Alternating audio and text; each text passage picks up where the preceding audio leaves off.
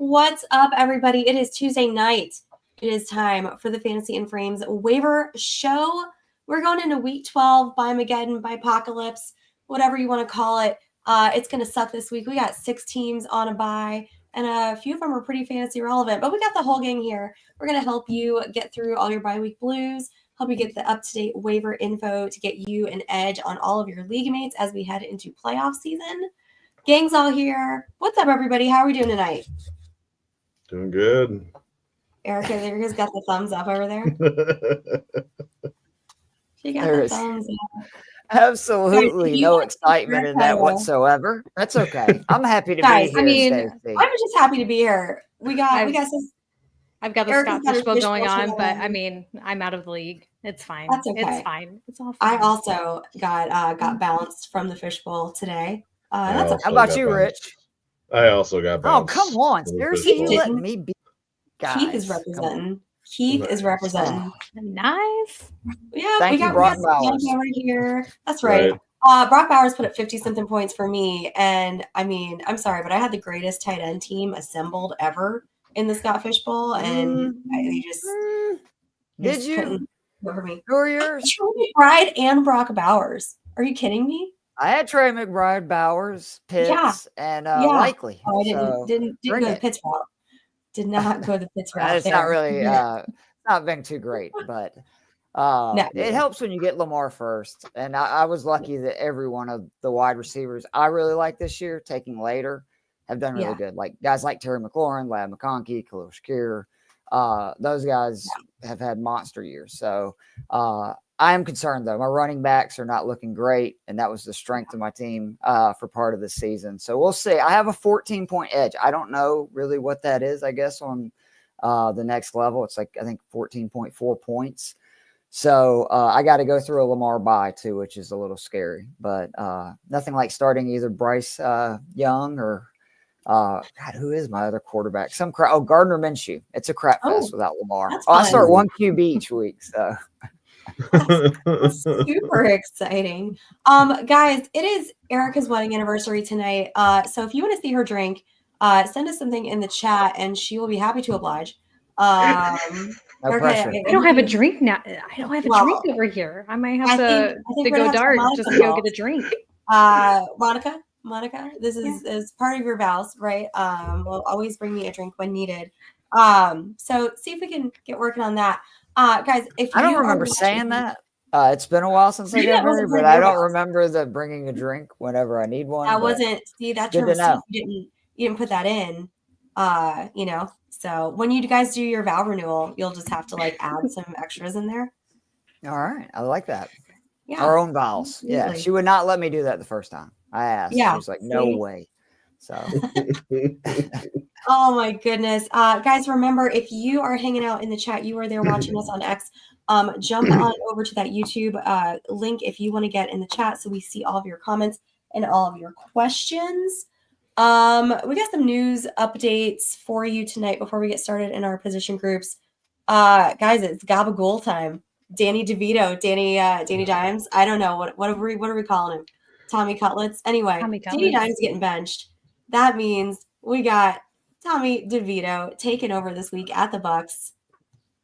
Do we have any feelings on this whatsoever? He didn't make our list. He didn't make our list for quarterbacks, if that tells you. Rightfully so. In case of emergency, break glass. That should be the only situation that you're starting Tommy Cutlets this week or any week moving forward. I'm more concerned about, I have Tracy now everywhere because I picked him up on waivers earlier this year. I don't know what that's going to mean for him. And for those that say, well, it's Danny Dimes, it's not that big of a difference. From what we saw last year, yes, it is. So he's got rushing upside, which is, nice always. But I would rather start Will Levis. There's a lot of gross guys out there I'd rather play. Yeah. So how does he affect Neighbors? I mean, he hasn't really done anything lately anyway. So that I'm actually, maybe it even gets more condensed to targets and he sees more shares. But obviously it's concerning too, but it hasn't been great for him even with Jones as of late. So I'm just hoping we get back to seeing some of what we saw early this year from Neighbors. because even though I don't own him anywhere, he's just a lot of fun to watch. What are we working with there, Erica? Yeah. Erica, see if you can get us some sponsorships. Who you got over there? This is shit. I don't even know. You're not a Imperial very good spokesperson. I know. I'm really not. I don't know who this is from. Real Ale Brewing Company here in Texas. So, all right. So if anybody from Real Ale Brewing Company is out there watching the show tonight, we'd love to have you. 9.3. Yeah. Ooh. Absolutely. Let's go for it. I mean, number 4 today. There we go. That's our girl. So, the only thing that I could think of positively about Tommy Cutlets is that the Giants are throwing at 58.3%, which is the 10th most in the NFL right now. And also the Bucs give up the absolute most fantasy points to opposing teams' quarterbacks, and they play the Bucs this week. So maybe if you need a streamer, we have a lot of guys on bye this week. I don't know that I'd feel comfortable starting them every single week, and certainly not unless you're in a super flex. I would hope you don't feel comfortable starting them every week. No, I mean, judging by some of my teams, Keith, my judgment really, I just told you my second and third string quarter for my playoff team for Scott Fishbowl is Gardner Minshew and Bryce Young. It's no judgment. I'm just saying that I'd rather play those smucks than that smuck is what I'm saying. What is schmuck the right term? I mean, we're talking about Tommy DeVito. Shouldn't you say like jabroni or something? Like, no, that's racist. Wouldn't that be more appropriate? We're not hating on Italians here. No way. No. We love the Italian community over here at Fantasy and Frames. Skippers is the only smart move the Giants have made is to not start Andrew Stephen Luck because he would have won them some games, unlike Tommy DeVito. Ouch. And he gets a ton of money, which is the real reason they don't want to start him. If you look, he has a ton of bonus clauses that he would hit if he starts basically, I think this week or next. So I wouldn't be surprised also if this is a DeVito 2, maybe 3 game start. And then once they're out of contention and maybe have a little better idea of the draft, you might see Locke before the year's over with. But this is, again, why when the guys try to get their money, don't bitch. This is what teams do to them. They have every right to, because the owners are going to screw them every chance they get. Because if they were really trying to win games, obviously you would have Locke out there playing. Yeah. Oh, for sure. We got a question over here. NMB wants to know, do we answer team reviews? If you want to send us your team, we will happily review it. And if I were you, honestly, I'd wait till the end of the show because Erica's probably going to have a few more drinks by that point, and you never know what you're going to hear. We got Fax over here. Want to know, should he trade Jefferson for a Bijan? Fax, I'm going to need some more information on this. Are you talking about just straight up? Like in a Jefferson vacuum? I'm not in a vacuum. I'm not doing that. I'm keeping Jefferson. Yeah. I mean, it depends the situation. I don't ever want to say like no flat out. I would rather have Jefferson, I think, than Bijan, but I don't know if you have other really strong receivers and you are weak at running back. I totally get that because I mean, you can only say, we're getting to the part of the season, you really can only start so many guys. It's great to have those people on the bench, but they really can't do anything for you week to week. And, just. So it's a trade up. It's a straight up trade. He's got Juwan Jennings and Cedric Tillman on the bench. Unlike Eric, I have not been drinking. This is completely water. This is high quality H2O, my friends. Yeah, we'll have to take your word for that, but that's okay. I promise you. Yeah, I know. I sound like let's put it this way. Let me put it this way. I would rather have Bijan Robinson and start Juwan Jennings every week than I would rather just have Justin Jefferson. Juwan Jennings has a 41.8% first read target rate in the 3 games this season he's played without Brandon Ayuk or Deebo Samuel. Brandon Ayuk is done for the season. For reference, Malik Neighbors is the only player in the NFL with a higher first read target rate at 43%. And he's the only one, again, that is over 40%. So Jennings is their alpha receiver the rest of the way on a team that, as you can see, they're not running it the way they used to. Like, actually, the CMC at back has kind of hurt their run game a little bit. I would rather have Bijan and Jennings in my lineup because obviously I guess I'm assuming have other stud receivers already starting. Then I would have just Jefferson and have somebody like Jennings on the bench. I want him playing each week the rest of the way. Yeah, absolutely. Andrea's got a question over here for us. With Allen on a bye, one of the 6 teams that's on a bye this week's Buffalo, who should you pick up? Drake May, Caleb Williams, Sam Darnold. She needs one. I think we can help you with this, Andrea, because we've got some players over here to talk about in the quarterback section this evening. So Andrea, don't you worry. We will get to this and make sure to answer it for you here in just a minute. But we got a fun little hot take from Brandon over here that the Texans and Cowboys are colluding to keep Travis Hunter off the Jaguars. Jaguar? Yeah, the Jags. That's fun. I don't know. Maybe. I'm always down for a good conspiracy theory. Especially when it's in sports. It's different when it's in real life. But yeah, I mean, the Jags, we don't know who the Jags are going to take. I mean, it's the Jags. That's kind of the fun part of why I would love for them, to have the number 1, 2, 3, whatever pick, because there's no telling. It's like the Falcons, right? When we draft up near the top, you never know what we're going to do. So that's at least some entertainment, and it's not my team when it's the Jaguars. So I don't really care. I just want to pick near the top to see which way they go. Yes. All right, NMB's got a quick question for us. So he wants sober answers. This is a 12-point PPR or 12-team. I'm sorry, 12-team PPR. I think that's a shot at you. Eric's gonna be sitting down on this one. All right, so NMB, I'm sure this is your team. So you've got Purdy, Achane, Kyron Williams, Jamar Chase, Tank Dell, McBride, Chase Brown, Cedric Tillman on your bench. You've got Quentin Johnston, Jalen Warren, Braylon Allen, Disley, very nice. And you are fighting for the playoffs. Do you have any trade suggestions for NMB? I would be looking for another quarterback. Would be the one thing I would be concerned about, just because Purdy is a little banged up, and we have learned that Shanahan hates all fantasy football users, because he's not going to tell you the truth about whether or not they're going to play, how long they're going to be out. That would be my one big concern. But other than that, like, I love pretty much all of these guys. Yeah. Rest of the season, because I mean, yeah, Tillman and Dell week to week. But I mean, your backs are just so freaking good, especially with Chase Brown's snap count, and HN snap count. And then we already know Kyron Williams always plays at least 70% plus snaps. So, you can't ask for much more than that. And I do believe McBride's going to eventually score some touchdowns, which is good. It's the only thing he hasn't done. And Jamar Chase has been the best wide receiver in football. So if you can find a quarterback on the waivers, I would try to pick him up and not give anything away. But that would be the one position that I would want to at least have a backup option in your pocket for a playoff run. Yeah, absolutely. All right. We got Ishmael over here. He dropped Javonte for Estime, lost by 12. His opponent had Taysom Hill.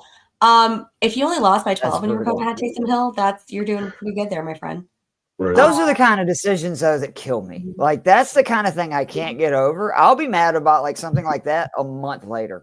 Yeah. I'm like, you did this to yourself. Those are the ones. Well, he did it to us. Sean Payton. Sean Payton did it to us.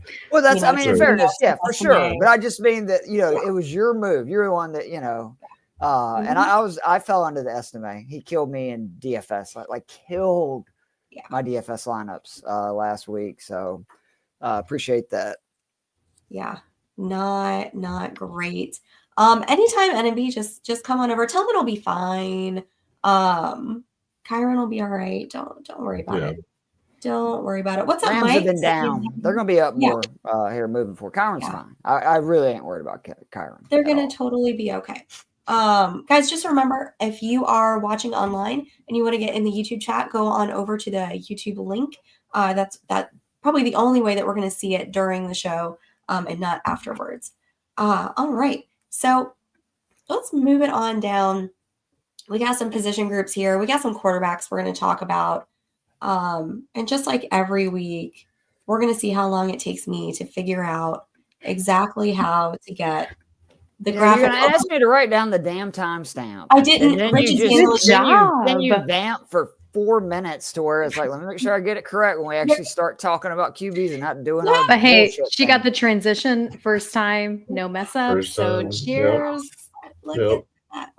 All right, guys. So we got two people to talk about tonight. We got Anthony Richardson at 43%. We got Drake May at 25% as well. Look, I know that I said it a few weeks ago. We're not allowed to talk about Drake May anymore, but I make the show sheet, so I'm breaking the rules. We are going to talk about Drake May a little bit more. You knew you were going to get your ass called out. That's why you put that disclaimer. Hey, that's okay. That's okay. Anthony Richardson is the highest rostered right now. So, Rich, I'm going to let you take it and talk to us about Anthony Richardson. Sure. So, Anthony Richardson, I'm going to be honest with most of this week. I felt like I was kind of scraping the bottom of the barrel a little bit, which feels really dirty saying that, starting that off with talking about Anthony Richardson, just given where we were at the beginning of the year with him and what we expected from him this year. But that little break that he took, he came back strong. He scored 33.8 points against the Jets, which they're not a defense to slouch about. He was 20 of 30 for 272 yards and a touchdown. He had another 32 yards rushing and 2 touchdowns on the ground, which is, that's kind of that's what you're hoping for when you have Anthony Richardson. You're hoping for those rushing touchdowns and rushing yards and stuff. So Detroit is a tougher matchup, but he should still have an excellent opportunity this week. And I do think that this week will be really good. Next week should also be a good week as well, which is why he gets New England next week, which will be a little bit easier of a matchup. So I'm definitely preaching, get him now while you can, and you'll have him for this week and next week. It's not gross. You should definitely. I was shocked to see he's roster. I think in like 43%. Right? Is that what we said? Right. Yeah. 49. Yeah. I mean, I know that again. He's had a struggle. But he's been actually pretty good fantasy wise each week because again of the running ability. And then if you watch last week's game, a lot of screens, just like easy passes for him to make early. We know he has no issue making the big throws, getting tons of points with his legs. The issue has been sustaining drives and, moving the chains. I thought Steichen did a really good job of setting up, basically run plays that are handoff passes. And that set him up for that huge fourth quarter. They did a lot of that earlier, and then he went crazy in the fourth quarter. He's like 10-12 for 120 and 2 touchdowns. So, yeah, I mean, he should be owned in 100% of leagues. Like, I don't know if you have 2 quarterbacks that are better than Anthony Richardson, like good for you. But otherwise, you should definitely go pick him up if he's available in your leagues. Nice. All right, guys. So Drake May, I know, but we have talked about Drake May at length, but just some like more recent information I found anyway was that we are going to be down 3 fantasy relevant quarterbacks this week. On the bye, we've got the Jets, Jags, Saints. Not talking about any of those guys. Talking about Kirk Cousins, Joe Burrow, and Josh Allen. Okay. I was about to be like, wait a minute, what did I miss here? But I got that was a nice move there. I like that. You like that? You like the little I did like that. Yeah, I try to be a little professional over here. Try to get me fired up, and then I'm like, oh, wait a minute. She wasn't talking about this. Look, Drake May is throwing at least 30 attempts per game in his last 6 games. He's coming off of his highest completion percentage so far, 75% against the Rams. Rams are not at all cupcakes when it comes to opposing teams' quarterback production either in fantasy. Since week 6, he obviously that was when he was named starter. He's averaging 17.2 points per game in PPR formats, which is better than Patrick Mahomes, Aaron Rodgers, Jaden Daniels, Kyler Murray, Matt Stafford, and Jordan Love. That's my Drake May pitch.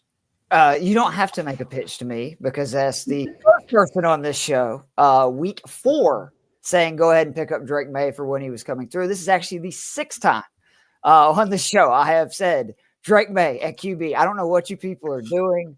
He's even passed. I don't even want to talk actually about my boy. We're not talking about that. Drake May, I've been giving him every week, and he continues to show he can ball. Top 12 QB, 4-6 starts. And remember, one of the 2 that he was not a top 12 QB, he only played about half the game, got knocked out of it with a concussion. Daniels has only been a top 12 QB 7 of 11. Nix 5 of 11. Caleb Williams 3 of 10. So he has a higher percentage than all those guys. I know it's a smaller sample size. But how about this? Jaden Daniels has 10 touchdown passes on 294 attempts. Drake May already has 9 on 182. Who's got better weapons? Daniels or May? Right. Who's got a better O-line? Daniels or May? And then the rushing, Daniels 482 rushing yards and 11 starts. May 260 and 6. this kid's for real, and it's exciting to see him. But I don't understand why people are not picking him up. He reminds me a lot of Brock Purdy, his rookie year, where he's going to score you 15 points or more every week. And if you are either have a quarterback that's injured or on a bye or whatever, that's a nice warm blanket to know you're going to get 15 points or more, and a guy that can get 20 plus, any week, especially with his legs. So, yeah, like, quit making me suggest this. His percentage should be so much higher. I've been talking about him since freaking week 4. So, like, go pick him up. Go pick him up. Andrea has a QB question for us. With Josh Allen on a bye, who is she picking up? She's picking up Drake May, Caleb Williams, or Sam Darnold. She's got to pick one out of that group. And I just gave my. I'll go ahead. Yeah. And tell you. Right. Yeah. Do you all disagree is the real question. Yeah. Well, Right. Patriots play Miami. I don't and care. then I was just taking a look at the matchups for everybody. No, I know, but I'm saying, like, that's my point about Drake May is he's had some really tough matchups already, and he just scores 15 points or more. So with the way Williams has looked, and I mean, Darnold has been really good overall. We kind of, I think, harp too much on his bad games, but I would rather have the safe play in May. He's got the most upside with his legs. I just think he's by far the safest. And Miami's going to score points, and the more points they score, the more Drake May things he's going to have to do. Well, Caleb and Sam Darnold are going to play each other this week because Minnesota is at Chicago. That's right. Yeah. Yeah, I was going to say Darnold is not on my list of players that I'd be picking for this week. So if anything, I'd go with Caleb Williams if for some reason you decide that Keith's pitch was not good enough for you. I'd go Drake May, and I'm You're right. Yeah. I still go Drake May. I didn't realize that was an outdoor game too, which that makes even Darnold, who would be the guy I would feel probably better about. I don't know. That's going to be a tough one. Yeah. All right, guys. So let's move it on down. We got some running backs here to go over. We got a few. Actually, we got Gus Edwards, Trey Benson, Roschon Johnson, Cam Akers, Samaje Perine. Wow, it is truly week 12, is it not? With these names on this list right here, holy guacamole.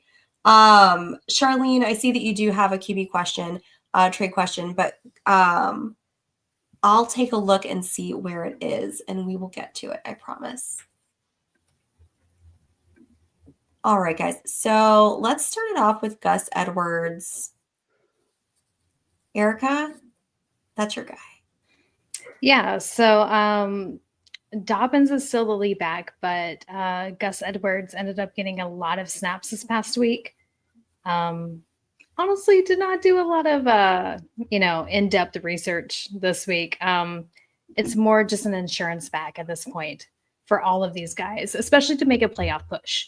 So if any of these guys are hurt at this point, you want their backups. We're going into week 12. We're going to a severe bye week for a lot of these teams. And if you have no one on your waiver wire, you want the backups. So Gus Edwards ended up getting again, I did not do much research, but he ended up getting 11 carries or 27 yards and 6 carries this week for 27 yards. Wasn't a whole lot. He was still the backup behind Dobbins, but I mean, he's still being used as, an insurance back. And we love J.K. Dobbins, right? But he's had a very long injury history. So I definitely would want other pieces of the chart. You never know. Yeah, always good. Always good to have some backups available, especially backups on teams that are, going to be using those guys, which is definitely what the Chargers are going to be doing. And when it comes into the bye, I mean, we've talked about this numerous times, you're trying to get your, teams ready for playoff season, right? So like, even though there are some people that are on buys this week, like you need to be ready for, the playoffs when it comes up. Some leagues, once you get to a certain point, like you drop a player and you're not allowed to pick them up off waivers anymore. So I don't know if you guys play in any leagues like that. I know FFPC, that's one of their rules. So, after this week, you drop somebody and, you're kind of stuck. So, if you've got somebody that you can kind of keep stashed on your, roster, that's always a good thing. And it's really important, because it gives you an upper hand because you've got this week and you've got week 14 that there's going to be a lot of fantasy relevant teams that are on bye. Trey Benson was Kevin's pick. Kevin is not here. Kevin is feeling under the weather tonight. So Kev, we miss you and feel better.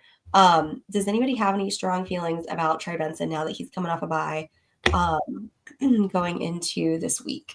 I don't, but I will say I think Kevin's really smart. So if he's recommending Trey Benson, I'm going to say that's probably a good idea. Yeah, I think so too. They play Seattle, and if we're just taking a little glimpse, some fantasy numbers. Seattle does tend to give up. It looks like 21.7 fantasy points to opposing teams, running backs on a weekly basis. So. And again, Connor is injury prone, so you never know what he's going to do. Exactly.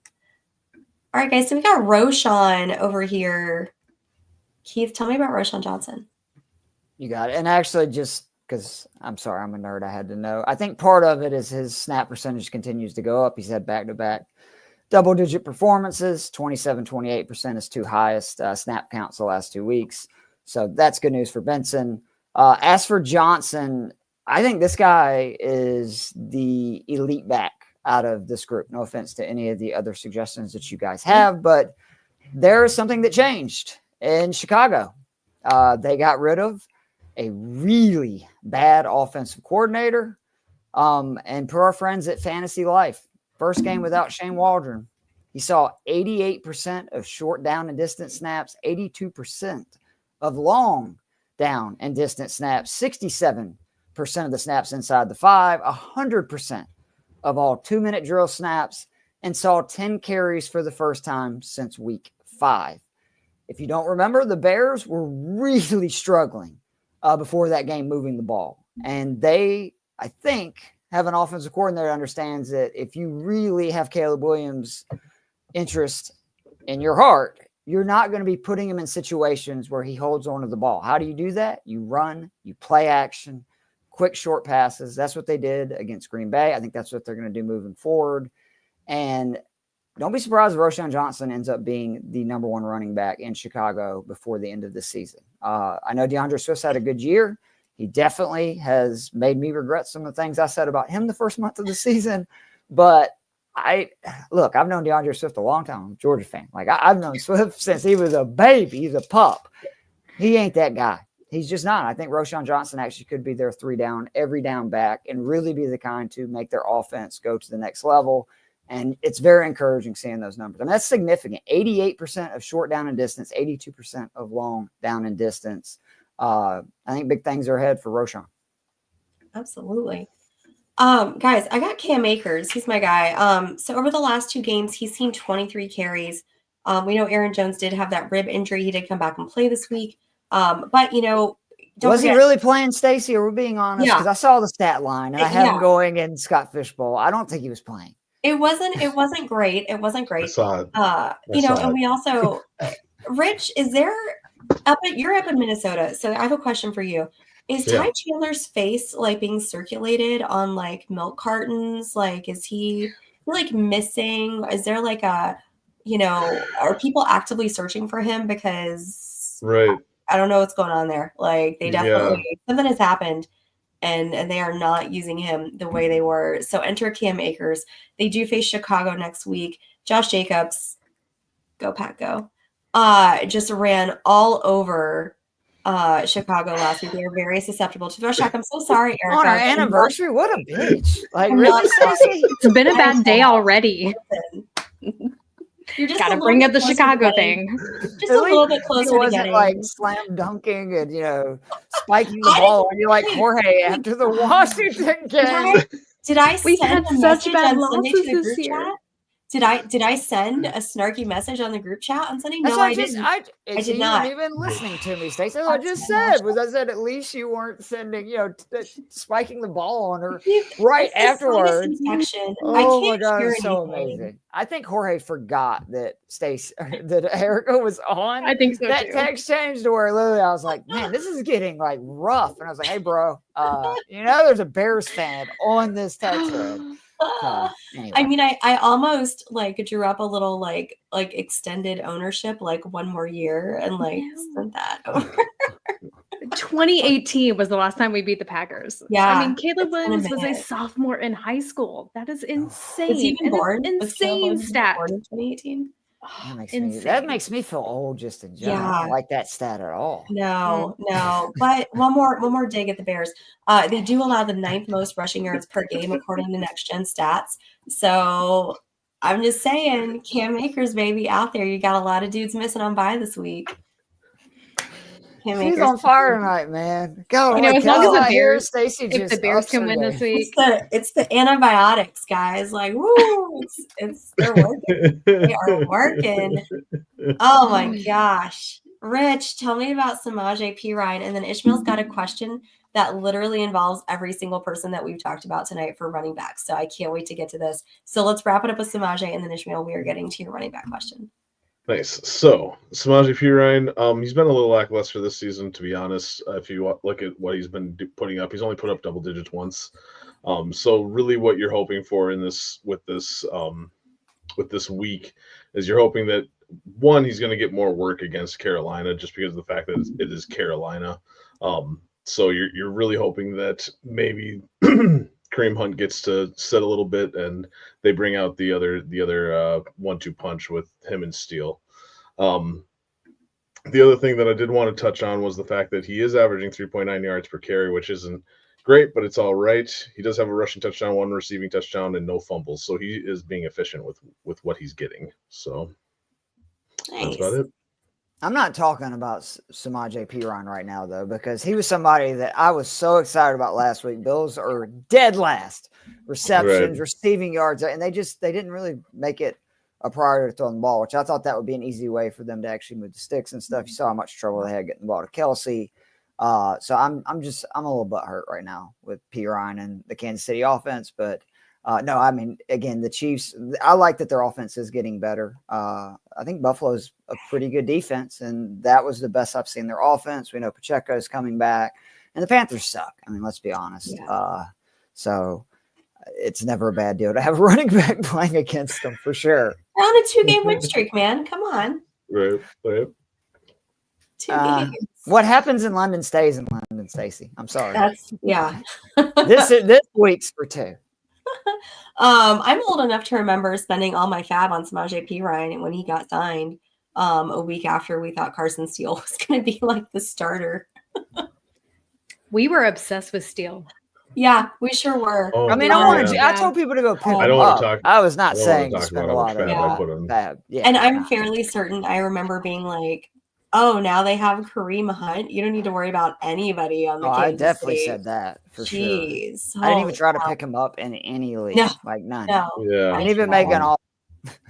We have to do an episode of all the takes that we were wrong on this season. Oh my god! Let's do it at the end of the season. We'll do like the wrong take purge or something like that. Like everybody, like let's just get it out. Yeah. We can don't do worry, that. Keith. It'll be multiple episodes, so you'll be able to show up for some of them. we can do it when we talk about like how all of our teams ended up in like 12th place in all of our leagues. All right, guys. Ishmael's question. So he is thinking about dropping Audric Estime for Trey Benson. He has James Conner, Chase Brown, but obviously they're on a bye with Chase Brown. He also has Jordan Mason. Sir, you can drop Jordan Mason. He doesn't know. Really? It's baby. It's Isaac Garendo all day. It's Isaac Garendo. Yeah. Okay. No way. Yes, if something happened to CMC, it would definitely not be Isaac Garendo. It would be. What was the record with Jordan Mason as their lead back, and what is the record? Mason hasn't scored nothing since I don't know, several weeks. He had 10 points maybe. But my point is he's getting healthy. Because he hasn't played now in 2 weeks since CMC's been back. Oh, he wasn't playing really before that. He got hurt in consecutive games, is my point. He is definitely their backup back, though, for sure. Hold on. I got to look. So let me finish Ishmael's question here. He doesn't know who to add. Akers, Roshan. He would be dropping Ferguson, keeping Laporta. Ferguson's got a concussion. Doesn't look like he's going to play this coming Sunday. So, yeah, you can probably drop But keep an eye on Laporta because he's been hurt. Jordan Mason hasn't done double-digit fantasy points since week 4.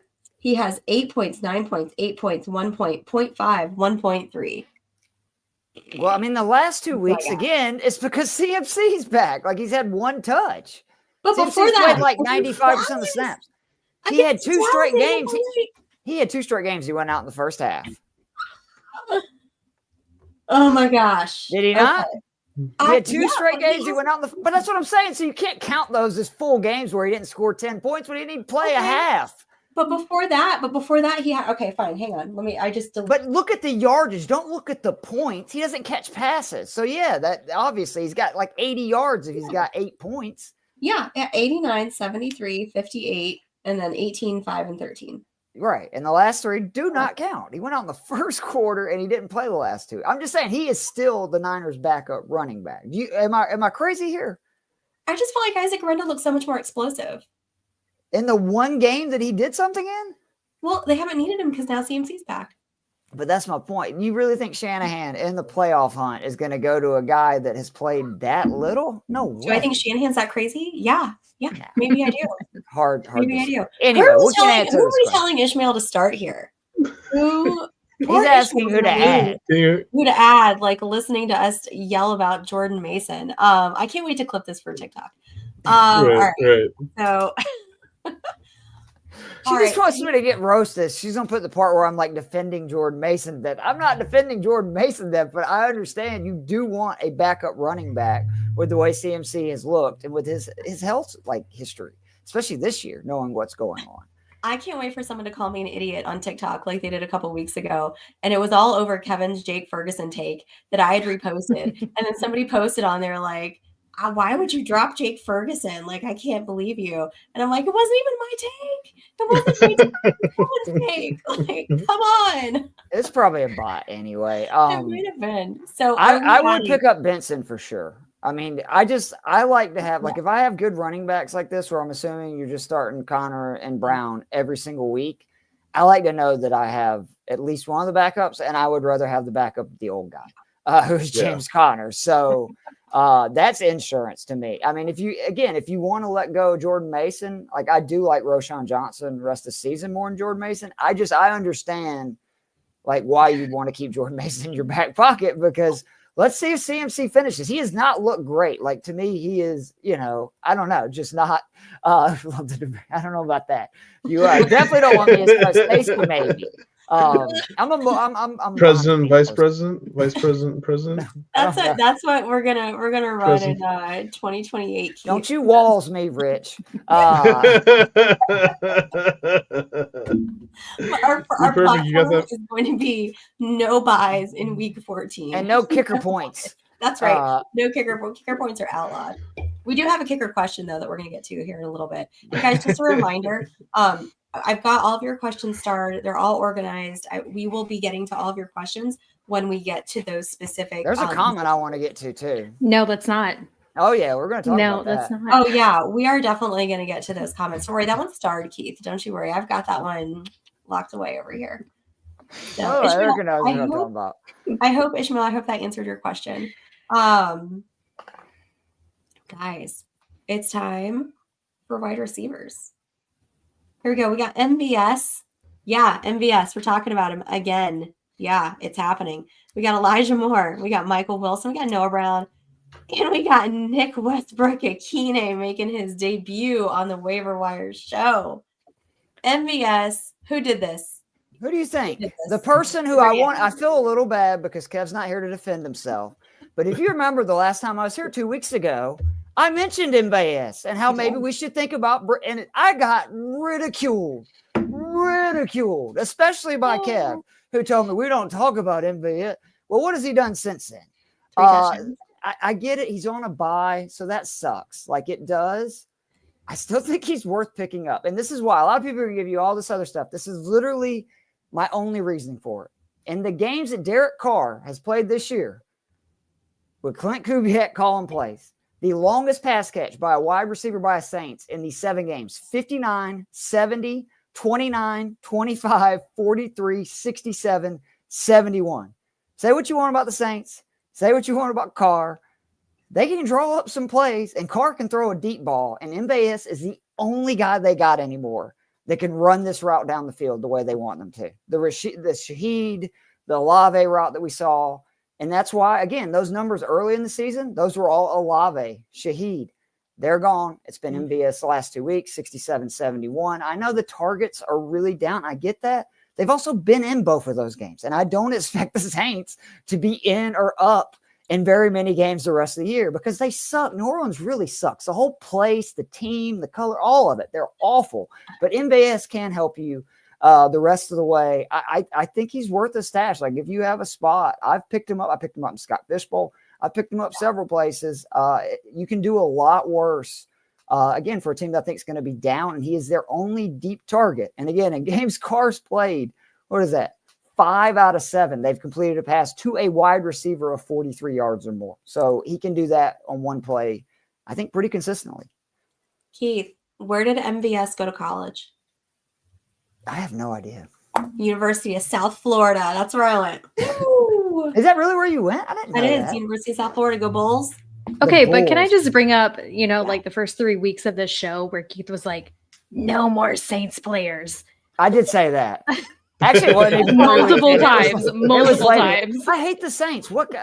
Again, do you know what it takes for me as a human being to suggest and come on this show, how much I have to feel strongly about that player to just, it's just like with Taysom Hill a few weeks ago. Okay. No, I did it with Taysom Hill 2 weeks ago. This is not the first time. I know I'm breaking my own rule, but all's fair in love and war in fantasy football. So I feel like I'm justified. Speaking of Taysom Hill, raise your hand if you got Taysom Hill this week. 3 leagues. Yeah. He was on my bench. Yeah, he was on our bench. I think that's worse. Yeah. I lost. He was on our Vampire League bench, and so was Johnny Smith. So we left 70 points.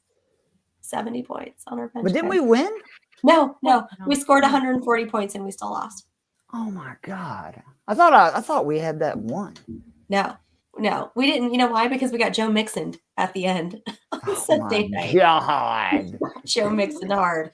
Yeah. Oh my gosh. All right. Kev had Elijah Moore, Michael Wilson. Rich, that is you. Tell me about Michael Wilson. Sure. So Michael Wilson right now, he's only averaging 7.7 points per game, but he's really gone through the toughest part of their schedule.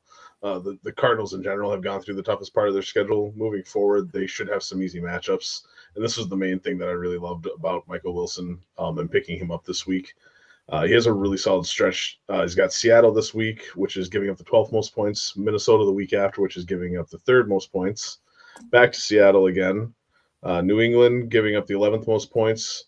Carolina, which is surprisingly only giving up the 22nd most points to receivers, but I'm pretty sure that's because they don't really need to score on them. And then the LA Rams, which are giving up about the 10th most points. So as far as the next few weeks go, Michael Wilson should be a great play. And I expect him to put up more numbers than what he's been averaging. So nice. All right, Erica, Noah Brown. Yeah. So since week 3, Noah Brown has had a 15% target share on the team.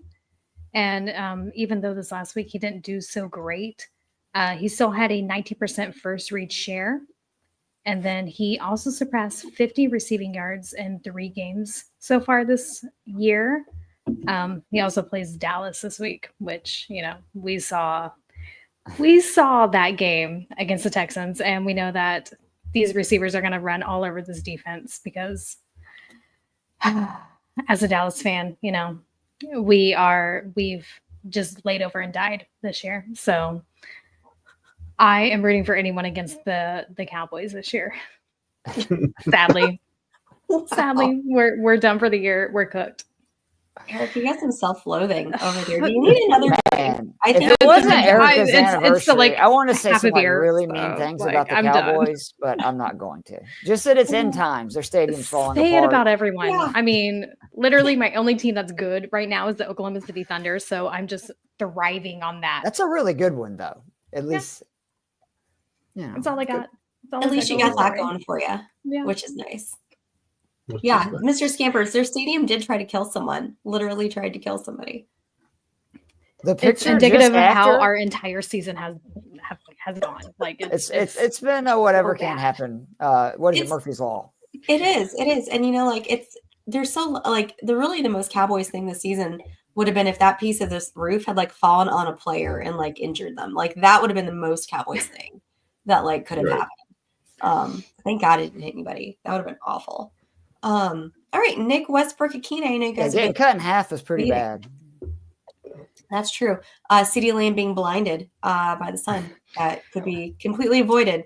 And did you see that they put up the curtains for the Paul fight? The MMA fight? Was that a fight? I don't. But not for their team. Yeah. No, of course not. Why? So yeah. So I know you guys have been sitting on the edge of your seats waiting for the Nick Westbrook-Akine time of the show. He's rostered in 7% of leagues. Here's a surprising stat. The man has 5 touchdowns in his last 6 games. Did you guys know that? It's impressive with the QBs that he's got throwing up the ball. Exactly. Exactly. Since week 8, he has been on the field an average of 93% of the time. Probably has a lot to do with losing DeAndre Hopkins. Here's all the names that are going to be on a bye this week. Brian Thomas, all of the Bengals, everybody who's healthy or not healthy on Buffalo, Drake London, Darnell Mooney, Garrett Wilson. So you got a lot of holes to fill on your team. Tennessee is facing a very weak. You see that the resentment she still has for Devontae there, Rich. She didn't mention Devontae Adams. That was a straight up Packer dig. I didn't. Is what that was. Yeah, I know what you're doing. It's okay. Go ahead. I still love you, Devontae. I'm just better right now. I'll clip that. Is what I'm going to clip. That's okay. Tennessee is facing a very weak Houston passing defense. They let Cooper Rush and those boys get 358 yards in the air on Sunday Night Football. So say what you want about the Cowboys. It wasn't a great game, but Houston did let them throw all over them. Houston does give up 29 fantasy points per game to the wide receiver position. That is one of the most in the league. So, if you're looking for somebody who has a potential pretty high upside for you, who looks like they've been looking for him in the end zone, I present to you Nick Westbrook-Akine, my friends. I can't pronounce his last name. That's why I've never suggested him, to be honest, on this show. I'm just they have Cooper Rush throwing 50 times a game. So, of course they're going to get some air yards, but. You say that. See, and this is Jamie knows, they don't have anybody reliable. That's why he's there. And, I get confused. Sometimes I have to look, and is it Nick Akine Westbrook or Nick Westbrook Akine? It doesn't really matter. He's out there. He's available. If you need him, go get him. Looks like Ikine to me, but that's okay.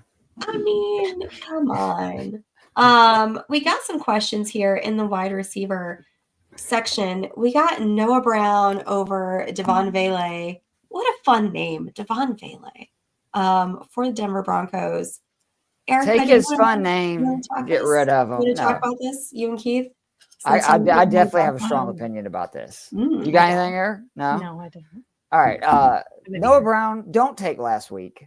The Eagles, I know it was really disappointing because that's where they've given up so many points, number 2 wide receivers. But if you really look, he's the 3rd option in this passing game. He's actually gotten better as it's gone on.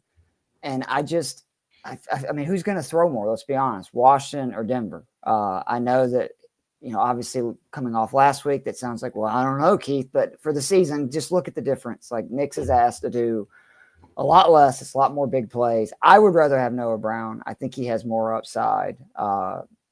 It may be in a PPR, full point PPR. It's closer, but I just would rather have Brown. I think he has and the teams are starting to take away McLaurin, and Washington and Daniels is having to figure out ways to get the ball to other guys. That's why I actually talking about the tight end I'm going to talk about here in a few minutes. Oh, you're muted, Stacey. I feel like we're on a Zoom call. Oh, you're muted. Oh, my goodness. Angie wants to know, is Juju basically junk now? Do we need another week healthy to be sure that he doesn't get underneath the catches, etc.? Juju Smith-Schuster, everybody, your wide receiver 95 in fantasy this week. He was dead to me the moment that they got DeAndre Hopkins. Yeah. Same. So Same I was so excited when Juju had that one big week. I was like, oh, he's back. I have so many shares of Juju just sitting there that I have no idea what I'm going to do with. And now? Now, do you have an idea what you're going to do with them now? I'm just going to drop them, yes. Hunt them into the sun. We got one more question here on, actually not really a question so much more of it's just like a comment, really a testimonial, if you will, for Keith. Monica says, Keith, she'll follow your recommendations forever. She has Drake and Ladd because you have not steered her wrong. Sorry, Erica. So you got to be nice to me, Erica. She listens to me now. So she does. And she beat me in our Battle of the Sexes lineup because of Ladd and Drake. And we don't talk about that. Oh, man. I love it. Oh, man. Oh, gosh. Okay, that's my wife, by the way. Oh, yeah. Sorry. Yeah. You I mean, maybe she's my wife. I don't know. It depends on if she brings you another beer. Oh, she already did. Well, then see, they're good. Yeah, then you're good. You're all definitely in the vows. All set to go. All right, guys, let's bring it on home with our tight end waivers, our options here for you. We got, guys, if we got to talk about Hunter Henry or Zach Ertz one more time, I don't understand why they are still under 50%. Rostered. These guys are absolute they're just consistent dudes in your lineup. You got Will Dissly coming in. I feel bad that we didn't talk about Will Dissly last week because now I feel like you're going to have to pay for him this week. And then we got Jatavian Sanders, who really should be higher than 2%. That's an absolute travesty. Tight end, 49%, Hunter Henry. Rich? Here we go. What's going on, people? Why aren't they coming to get Hunter Henry? You know, they're almost that are. You know, he's like right at the edge, and I was grateful that he was at least below the edge, so I had somebody that I could talk about that I was kind of excited for. That wasn't Zach Ertz again, but no, he's been averaging just under 7 targets a game since May started, and those have been fluctuating, but he's had 2 games with 9 targets and 1 with 8 targets. He's getting the snap counts, the targets, just hasn't done anything really meaningful with them yet. He hasn't scored any touchdowns or anything, and I really do feel like those are going to come. He has a solid couple of games this next 2 weeks before the bye. He's got Miami, which is 15th, giving up the 15th most points, and Indianapolis, which is giving up the 7th most points, tight ends. So I really like Hunter Henry, and I expect to not be able to choose him next week. Yeah. Absolutely. All right, Zach Ertz, Keith is your guy. Yeah. I do want to take a little bit of a victory lap and just behind the scenes. Last week, they were not going to talk about Jonnu Smith, and you wouldn't have got him. But I had to poke my boy Rich and be like, hey, man, just go check out my boy Jonnu Smith. I hope you went and picked him up and played him this week. He is still a good option, and he's under 50%, by the way. I thought somebody was going to have him, but they didn't. So let me just add that. But I would rather have Zach Ertz, and it's because teams are starting to figure out Jaden Daniels and taking away a lot of the stuff that we saw early. And that has been very good for Zach Ertz, who has become his security blanket, the guy that he checks down to. And if it's like a PPR, half PPR, I mean, he's already, I think, 9th in receiving yards at tight end. He's like 7th in receptions. But the big thing for me is like this last week, he was T9th of all pass catchers and first read target share at 35%. The people in front of him, this is going to make you go, wow. Brock Bowers, George Pickens. While we had to talk about Juwan Jennings earlier, Juwan Jennings, St. Brown, Kupp, Garrett Wilson, Puka, Shakir, T. Higgins. That's the only guys that saw more first read targets. He's been tight end 11 or better for the last 7, 5 targets or more, and 6 of 7, 4 receptions or more, and 4 of 6. Like, he's just consistently getting targeted. And again, it's going up as teams figure this out. First 4 games, he saw 16 targets. Game 4 through 8, 29 targets. He's seen 15 just in the last 2. His number and target rate continues to go up. And earmuffs, Erica. he is facing a Cowboys defense that is so bad it makes my Atlanta Falcons look competent. They give up the 6th most touchdowns per game to opposing tight ends and the most yards per reception at 12.5 per. Ertz is going to get his catches, so don't worry about that they only give up like 3.5 receptions. Be more thinking about that 12.5 per reception and all the touchdowns. I think Ertz scores this week, and he should be like, unless you have one of the studs like Bowers, McBride, whatever, I feel like he's this top like 6-7 tight end the rest of the way because all the Ben Sinnott stuff's gone away. If you look at like the snap count, the route participation, he ain't losing that job this year unless injury or something crazy happens. So I think Zach Ertz should be owned in way more than 46%, and he's been on this list since like the 2nd week. So go pick him up. Dude, you want to talk about faces on a milk carton? That's Ben Sinnott too. Like where is he at? Because he ain't on the field. He's learning. He's learning right now. Yeah, and he'll be there in the future. It ain't gonna happen this year. We can't all be Brock Bowers, guys. It's okay. We can't all be Brock Bowers. Can't. Or Sam Laporta circa 2023. We don't need to talk about. Let's not compare this. Okay. Let's not do that. Let's not. No. Kev and I were gonna talk about Will Dissly, but since Kev's not here, I'll talk about him. Rostered in 30% of leagues. Again, apologies to y'all for not talking about him last week. You could have gotten him at a lot cheaper. Then you're going to be able to do it this week after him scoring 18 points on 80 yards and his touchdown Sunday Night Football. He is the 2nd most in targets on the Chargers offense right now. He's averaging 10.1 fantasy points in his last 6 weeks. During that time, he has been 7th in tight end targets with 38 overall. They played Baltimore this week. Baltimore does give up the 10th most fantasy points to opposing teams' tight ends. Like their whole offense is just such a vibe right now. Like Herbert's throwing, he's running, like they just all seem to like really be meshing well together. And so, I mean, like, I feel like this whole Chargers offense just has like a whole new lease on life. Like these guys they're not the Chargers of old, right? Where they could be expected to just like crash and choke at the last minute. So I like Will Dissly. We got a question in here from Ishmael in here about should he claim Will Dissly? He's got Laporta, but he wants to know who to start moving forward. He does have Herbert and Mahomes looking at their schedule. Who should he start or drop Mahomes? As far as the Dissly thing goes, I mean, like, I hate that I'm going to say this, man, but like, I'd start Dissly over Laporta at this point. Like, I would. I mean, the Lions are just running it down people's throats. They are not as interested in throwing it. They don't have you seen their schedule the rest of the way? Yeah, man. If I had to pick between those two, I hate it, but I think I'm taking Dissly. Anybody else have any strong opinions on that one? I mean, just that how I felt about Sam Laporta all summer. Overhyped, overvalued. Well, not his fault. But I'm just saying, with all those mouths to fill and the Lions offense is what I'm saying. I agree 100% with you that like he's going to have these boom weeks.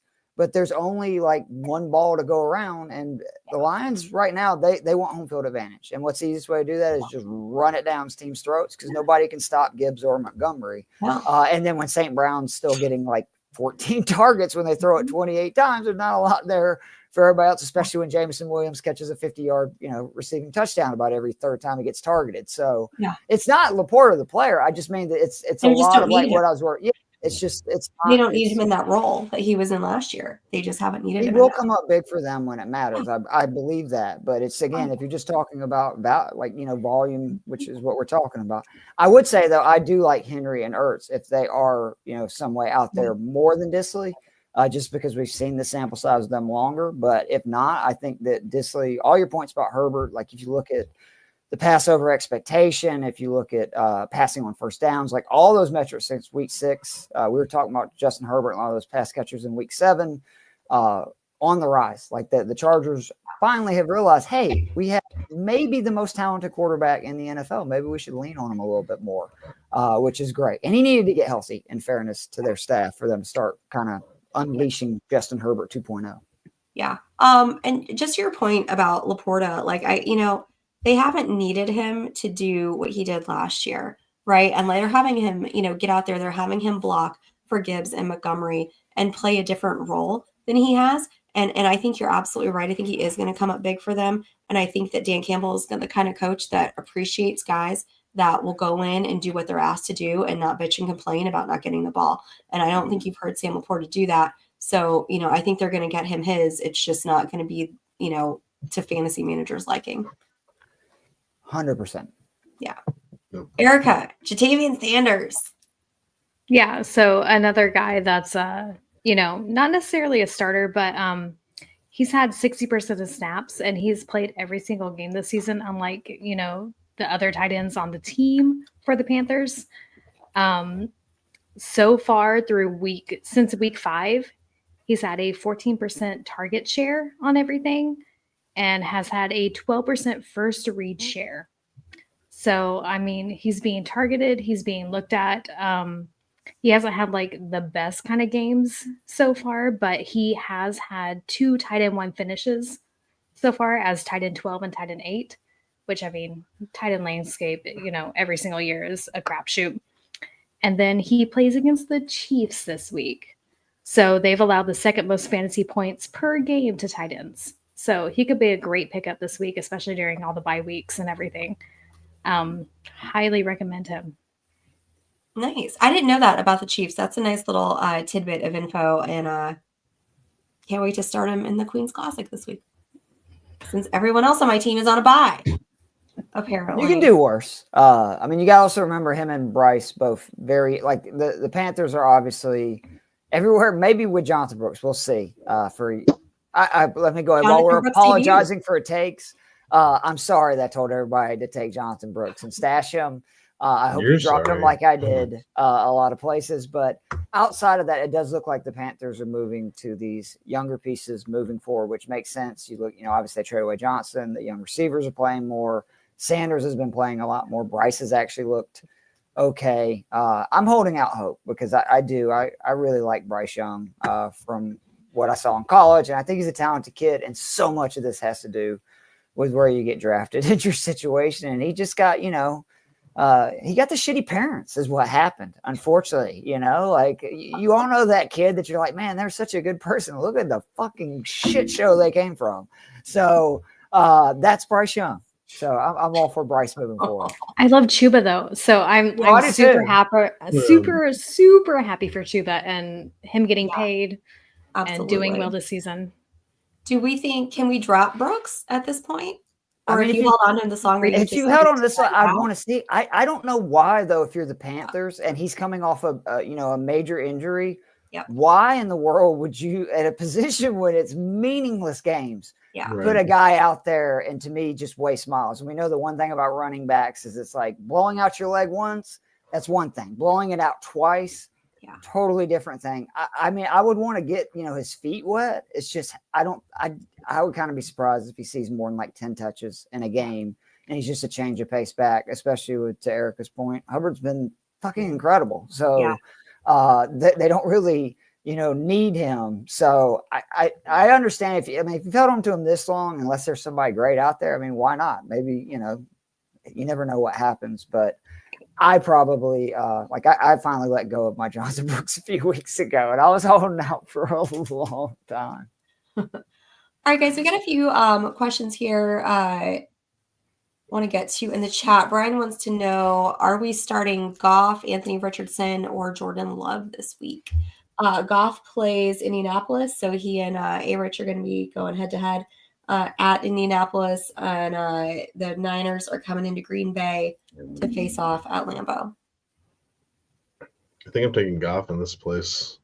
I want to say Anthony Richardson just because that was who my guy was, but I like Goff a little bit more just for security's sake. Yes. Yeah. That's the answer. But I will say that if you're looking for upside, I actually think Richardson has got a much higher ceiling this week because I don't know. Like, I love Dan Campbell, everything about him. I don't know how smart it is up 40 points to have your guys out there. Like, eventually somebody's going to get hurt, and then you're going to be asked a lot of questions like, you're up 35 points and you had your best player taking a carry. Like, what are you doing? So I do wonder if they'll take their foot off the gas just a little bit more late in these games. Because, like, I could not believe the numbers Goff put up Sunday in a game that was literally over in like 10 minutes. It's great for fantasy teams, though. Not when you don't have a lot of Lions, other than Jameson. Why don't you have a lot of Lions? Because, like what I said, The only one that I felt like was a great value that is was Jameson Williams because there's so many mouths to feed. David Montgomery, my man. No, they've all ended up being, I mean, for the most part, great values, but I'm just saying that was my concern. And also, Jared Goff always scares the crap out of me. I've seen Jared Goff have some really bad games in his career. We watched it again just 3 weeks ago, so it's not like that Goff is dead and gone. So that was why. But yeah, obviously, that's a big L on my part this year. We got a question here. Yes. We got a question real quick from Charlene. I see the other ones over here too. I will get to those, I promise. All right. So Charlene wants to know, she's in an FB dynasty with Cousins, Carr, Mac Jones. They all have, what do they all have in common this week? They're in a bye this week. So is she trying to trade Tyreek or Terry McLaurin? She's got Amon-Ra St. Brown as her wide receiver 1.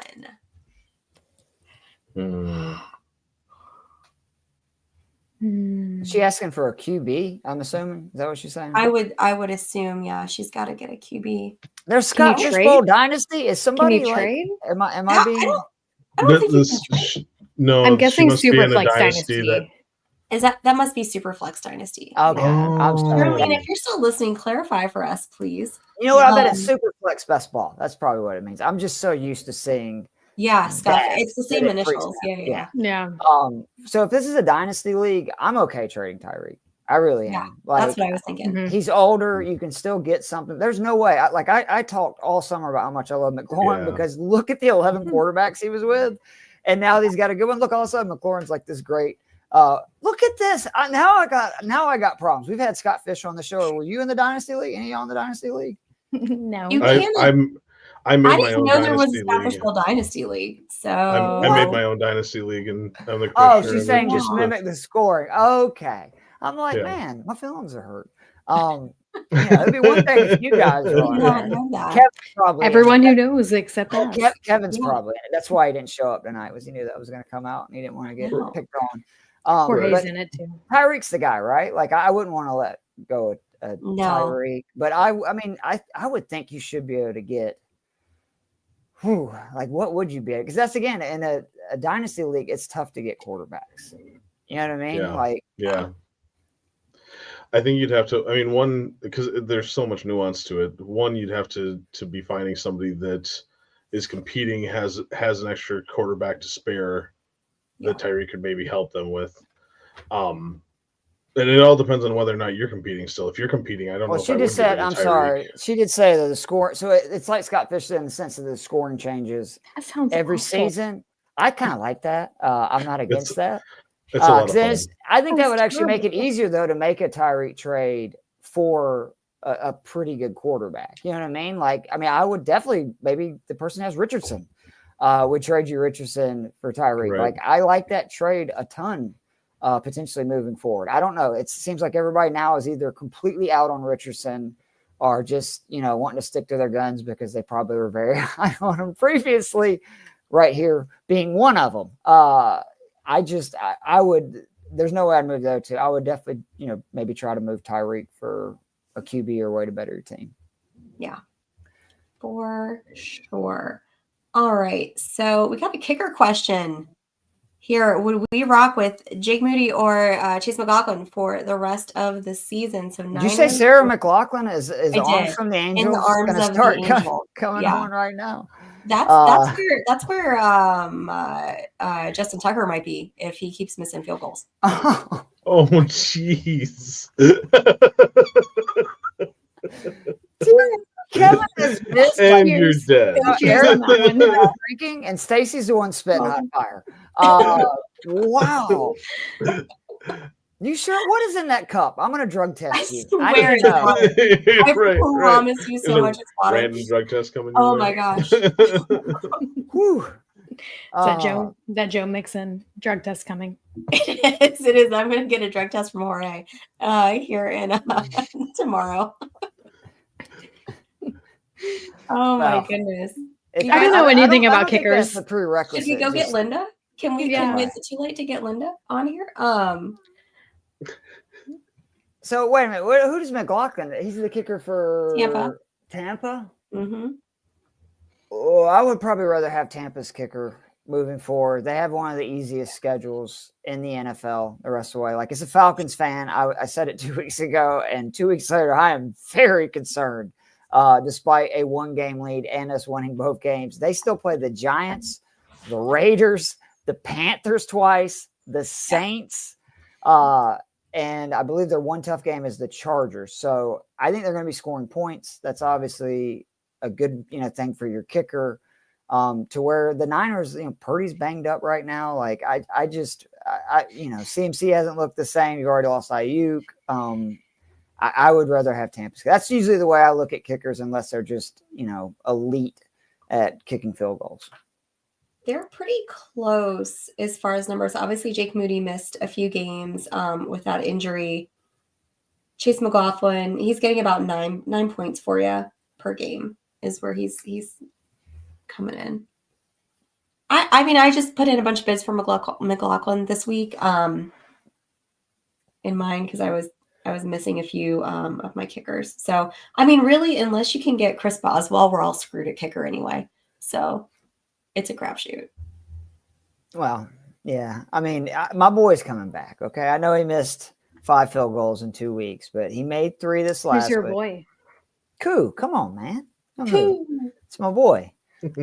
Seriously, that is the most popular Atlanta Falcons player, which is like my favorite part about going to games right now. Is every time he comes out, the whole crowd's like, "Cool." They don't do that for anybody, and that's what happens when you make playoffs for 8 years. Is your kicker becomes your most popular player. So. Oh my goodness! Well, keeping on the rando positions to talk about who's starting. We got Car Chisel over here wants to know Texans or Steelers defense this week. We got the Texans going off against the Titans. We got Steelers are playing Cleveland.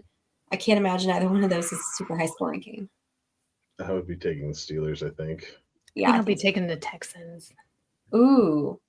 After how they played against Dallas last night, like I am all in on the Texans defense. Let's see, just for giggles, who has scored? The answer is Tampa Bay. Like, if Tampa Bay's out there, go pick them up. I'm serious. Like, think about it. They're about to play Tommy DeVito, Bryce Young twice, Derek Carr, Gardner Minshew. That's 5 of their next 7 games down the stretch. That's a really good schedule for a defense. I know they haven't been like That's nice. A great defense by any means, but those quarterbacks are rough. They're actually I tried to pick them up everywhere last week, unless I didn't have a roster spot, and they will be actually my waiver priority on any league I'm close to making the playoffs, because I'm somebody who streams. That is a defense that I can basically stream the rest of the way, which is always nice. Scamper's coming in here with the Texans have a great 3-game stretch before their bye. Ooh. Yeah. I'll see, Eric. Yeah. He's smarter than me, so I'd probably. And it's their anniversary, so Titans, Jags, and Dolphins. Yeah. Give it. Look, I get the Steelers are the second highest scoring, fantasy defense so far this year behind Minnesota, but you can't help but love that match. Those next 3 games. I do love the fact that Lamar Jackson has literally been unstoppable, and they just held him to 16 points until this week when I really needed him to put up some points. Well, that's my point, though. Is I'm saying that was the Steelers' defense that is the one defense we can't figure out. They're pretty good. But it is a better matchup with the Texans. I would rather have the better defense. I think Steelers are one of the 3 best defenses in the NFL. All right, guys, we got one last question here before we head on over to some IDP info for you over here. Ikevelli wants to know, in a PPR dynasty, would we trade away Brian Robinson or Tyrone Tracy? In 2.2 seconds, 1,000,000% yes. Smash that, baby. Absolutely. That was my answer before I even finished reading it. I will. And I'm a big Brian Robinson guy. Eckler won't be around for forever. But Tyrone Tracy. He's fun. He's really good. He's fun. He's fun stuff. All right, guys. People stop hating on them for letting Saquon. They were right in letting Saquon Barkley go. They got a running back who is doing a lot of the same stuff with a much worse team. That's a lot of the reason why Barkley looks so good is because he's surrounded now by Hurts and a great O-line and all these guys. The Giants made the right decision. They made a lot of wrong decisions, including giving Daniel Jones all that money, but they weren't wrong in letting Barkley go. Running back is the least valuable position in football. You can find them. I hate seeing that. I see it over all the Giants letting Barkley go. So stupid. No, it wasn't. It was not stupid. It was fucked up the way they did it. I'll agree with that, but it was not. Didn't they give Devin Singletary his number too? Well, if you combine, it's like Singletary, and then are you talking about like his actual jersey? His actual jersey number. I was gonna say you could actually find the $10 million in the Drew Lock contract that they won't play because of all the bonuses and like something else. So that's where like I understand what people are saying, but they still made the right decision. What was Barkley gonna do on that team? Like I don't get that. He wasn't going to be doing backwards hurdles, that's for sure. Yeah, he's a lot happier. Trust me, it worked out for everybody. Giants have Tyron Tracy moving forward, like. It worked out for everybody. Top waiver wire defensive ad. We didn't add this in here. Our graphics guru Jim threw that in here for us. As we talked about, it's the Bucks. I put it in the notes. You didn't even read. I put it in my notes. Come on now. Did you? Yes. I believe you. IDP waivers, guys. Stacey, don't you read anything that we ever like? Come on. Forever, Stacey, for not ever putting anything in the show. And now I added a defense, and you're not going to give me any good, like credit or kudos. He's bringing it with the defense. Kev's not here to read our IDP information. Don't look at me. If you want some more IDP information, you can head on over to fantasyandframes.com, where we have got Gary Davenport's IDP waiver article up and ready for your consumption. Kev also did his waiver article. It is up on Fantasy and Frames as well. Make sure that you go check both of those out. I got you if you guys can tolerate my my sick voice here for much longer. We got Danico Autry. We got Christian Roseboom. What a fun name. We got Ardarius Washington. All right, guys. So here we go. You got linebacker Christian Roseboom, Los Angeles Rams. So apparently Troy Reader got hurt. Roseboom spent a few weeks as a full-time player. His snaps have been scaled back as of late from 98% in week 9 just to 64% a week ago. But some players, such as Roseboom, are posting solid numbers without a true 3-down role. And so Roseboom did just that last week against the Patriots. He racked up 11 total stops. The Eagles have allowed the 4th most fantasy points per game to linebackers this season. We got safety Ardarius Washington from Baltimore. The Ravens have tried multiple options at safety opposite Kyle Hamilton, from Marcus Williams to Eddie Jackson to Williams again. And then last week, 4th-year pro Ardarius Washington gets the call against the Steelers. He totaled 11 total tackles. So all indications from the Ravens coaching staff are that he played well enough to earn another start Monday night against the Rams. Last but not least, we got Danico Autry here from Houston. He had a suspension early on in this season. He is 34 years old, but he is very impactful for the Texans. He's had at least 3 tackles and a sack in 2 of his last 3 games. The Titans have had issues in pass protection this season. The 33 sacks Tennessee has surrendered ranks as 5th most in the NFL. Autry is a solid plug-and-play player in IDP leagues that require a defensive tackle. Again, if you need more IDP information, Fantasy and Frames is the place to do it. So go get all of that great IDP information. Don't forget, you can also catch Shoot the Gap on Wednesday nights as well if you want some more IDP podcasting news. All right. Do we have any other questions, comments, statements from the chat from you guys? I see Charlene's question. I draw the line at IDP. I keep getting dragged into more fantasy leagues. It's not happening. Yeah. So don't ask me. I have no idea. Jorge's really good. Nate Markham's really good at answering those questions. Yeah. There's some very smart people at Fantasy and Frames. Check out our site. Yeah. Yes. We'll have this information. Exactly. Fantasyandframes.com. Make sure to give us a follow over at Fantasy and Frames on the X. We're also on Blue Sky now as well. Guys, you can also catch Shoot the Gap if you want to get some more info, Charlene. I would throw that out there. I don't think Jorge is in the chat tonight, but I'm sure one of the guys can get that answer for you. Guys, it's been great. It's almost 9:30. Thanks for hanging out with us. And first a shot at Devontae Adams, now a shot at Kev that this has been great without him. That's kind of messed up, Stacey. It's been a fantastic show. Wow. So good. Wow. Oh, Jamie said this is for Jorge's The League. Okay, well then I want you to direct all your comments to Nate Markham. Nate Markham. We want to help you out on that. Man, I'm just getting can't even be sick and get some sympathy from my people here. Just getting absolutely. Oh, is this the Jordan flu game for you? Yeah, this is my flu game, baby. Flu game. Guys, it's been a blast. Thank you so much for hanging out with us. Again, if you want to get more information about everything that we've got here at Fantasy and Frames for you, you can make sure to give us a follow on YouTube. Again, you can do that. Follow us as well on X, over on Blue Sky at Fantasy and Frames. You can find us over there. You can find all of us online. Rich is at Rich Sickles GMB. Erica's at America 108. Did I not do it right? Damn it. What did I do, Rich? GBM.